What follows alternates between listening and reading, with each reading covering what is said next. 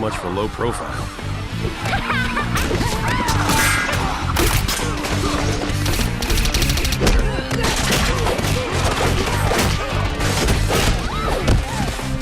Status report. I've got you in the exercise yard, but you don't show up on the cameras. Must be something wrong with the system.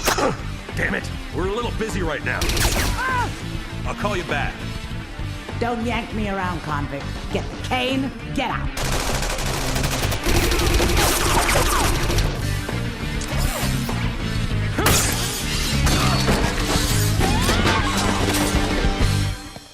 Yahtzee. Hello everybody out there in YouTube land, and welcome to DC Fans United. So today I am taking a look back at the comic book series Justice League versus the Suicide Squad. This is a 6-issue miniseries, and I'd heard about it when it came out last year, but I hadn't gotten a chance to take a look at it until now. But first off, I have a quick shout out for my friends over at Outright Geekery. It's a really cool website. They host my reviews and reviews from over 20 other reviewers, and I've got a link for them in the description box. So this book was written by Joshua Williamson with art by Jason Fabok. The colorist is the great Alex Sinclair, and I'm going to say right now, the colors in this book are one of its best attributes, and I think you'll agree when you see the art. And the letterer on this is Rob Lake. So the cover is also by Jason Fabok, and the colors on that are also by Alex Sinclair. And I always love that when the cover artist is the same as the artist who does the art in the interior. So, you know, the styles don't clash and everything. So there are also 2 variant covers for this issue. One is by Amanda Connor with Laura Martin, and the other is by the great Gary Frank. I really love his art, particularly when he draws Superman, and Brad Anderson helped him with that. Alright, I've got a quick warning. This book is rated teen, so it should be probably ages 13 and up, and it has some violence, including people being killed. So we go ahead and start off on the first page, and right away I think you can see the art is quite good. It's really well stylized, and we see some facility out in the middle of the desert. Someone's walking, you just see his boots, and he's stopped by 2 guards, and then he compels the guards to kill each other. So they say, "Sir, you need to stop right there. We're under strict orders to call in any," and he says, "That won't be necessary. You'd both rather kill each other instead." So they shoot each other, and he walks through. Then he enters this kind of control room, and he says, "The catacombs, the most top secret prison in the world, constructed to hold only a handful of dangerous convicts." And he walks up to this guy in a lab coat, and he tells him to release the prisoners, and the guy says he can't do it. And then a whole bunch of soldiers rush in, more guards, and you see this next page where they all get slaughtered. And it's interesting because you don't know who is doing that at this time, but they're actually each panel is a different person doing that. So the guy in the lab coat's horrified by that, and he says he released the prisoners, and then they leave, and the last from them leaving kills the guy in the lab coat, and you see his skeleton there. So that sucks for him. And they land, they're outside in the desert, and it doesn't tell us who any of these people are, but you can kind of guess a little bit by their outlines maybe, and yeah, it's revealed later. I don't know, it's pretty interesting. So the guy who broke them out says, "Now follow me into the heart of darkness." And then we get a full splash page. So this was like I was talking about the other day. It isn't on the second page, it's a few pages in, like I think it's the 5th page. But anyways, full splash page. It's just the title, so that's not too exciting, but it gives credit to everybody, which is really great, and the length of this comic's good, so I don't mind them using a page to do this. And it lists everybody, including the variant cover artists, so I like that. I think it's nice that they credit everybody. Alright, so next page, we're with the Suicide Squad, and this is the Rebirth, most recent rendition Suicide Squad. So we got Harley and Killer Croc, Deadshot, and Captain Boomerang.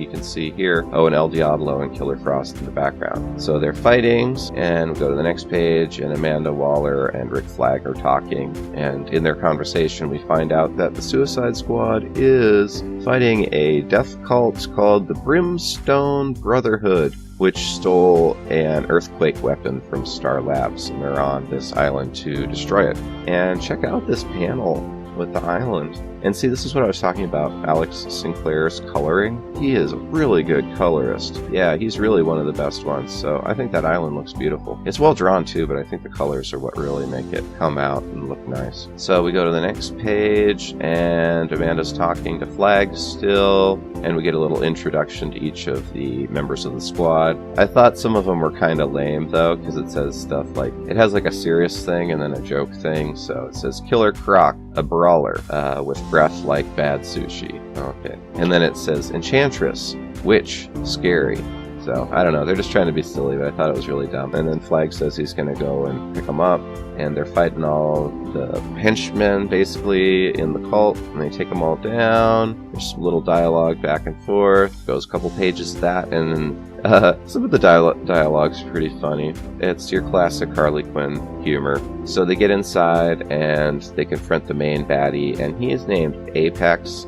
He's got his Quake weapon, and we go to the next page, and it jumps to the Justice League. And Batman has found out about the Suicide Squad and is telling the members of the Justice League about them. And basically, the Justice League thinks it's really crappy that all these villains they've captured are being basically used by the government and allowed to still do bad stuff. And then we go back, and we see the Apex is using his Quake weapon, and Enchantress tries to stop him, but she gets knocked back, and El Diablo sets fire to the bad guy, but it doesn't stop him, and he's rumbling and doing the earthquake, and there's some cool effects in the panels that have the earthquake effect, I think. But then you get this kind of graphic page where Deadshot shoots Apex straight through the head, and he says, "Done. You should just send me solo, Waller." And it's kind of true. I mean, if he just sent Deadshot, he could probably sneak in and assassinate the bad guy. But anyways, oh, and there's this really, crass joke. Harley Quinn's walking, and she says, "Hey, I stepped in Apex's brain. That means I helped, right?"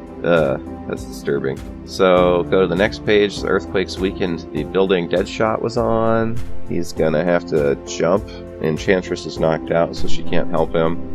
So yeah, he runs up to the edge, he looks at a picture of his daughter, and he jumps off. He actually jumps off backwards, and he says, "See you in hell, Amanda Waller." And then we get this really great full-page splash page where Superman saves Deadshot, inexplicably. But, that's Superman for you. He saves everyone. And look at the art on that. Isn't that beautiful? The proportions are perfect on these guys. This artist has got some talent.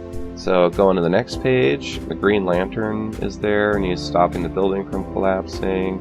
Flash and Wonder Woman rescue the civilians, and Superman gives Deadshot a picture of his daughter back, and he says, "You dropped this." And Deadshot says, "Thanks. Now if you'll excuse us." And then we see a little speech bubble that goes off to the side, and it says, "Task Force X is over, Deadshot." Then we get, boom, another great full-page splash page. And honestly, this is what comic book fans want. At least I do. The way this book flows is really the way a good comic book should be. I mean, you get lots of great splash pages. I mean, this is it's cliche, but this is what people want to see. These great superhero stances and team-ups and stuff. So I thought this page was really good, too. Batman says, "It would be in your best interest to come along willingly." And then we go to the next page, and Harley says, "Hard pass, Bats." And Batman says, "This isn't a conversation, Harley." So they end up arguing back and forth a little bit for a couple pages, and ultimately Deadshot asks Amanda Waller what they should do, and she says, "Do not let the Justice League take you alive, or you're dead." And she says, "You heard her, squad." And then boom, next page, another great full page splash page. And this is only 2 pages from the last great full splash page. Look at that. That's awesome. They really put some work into this. So that's beautiful. And the characters, they're all in there. You can see everyone really well. They don't overlap too badly. The dimensions are perfect. The spacing, like you can see Harley Quinn holding a revolver. in her, I guess it's her left hand. I don't know, it's just really, really good. So they're all fighting, and then we go to the next page, it's a different scene, and it says the Swiss Alps. So now we find out the team that was broken out in the very beginning. And you see that yet again, another great full splash page, and it introduces the third team in this book. So you've got the Suicide Squad, and you've got the Justice League, and then you've got this group here.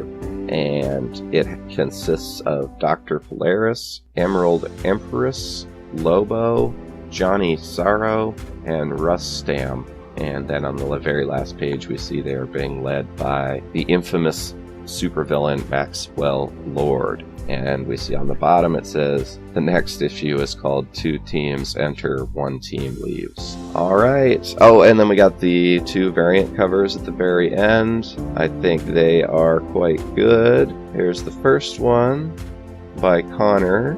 And it's good. It's Deadshot and Batman. And the second one I really like. I love Gary Frank's art anyways. He's definitely a master. But look at that. That's beautiful.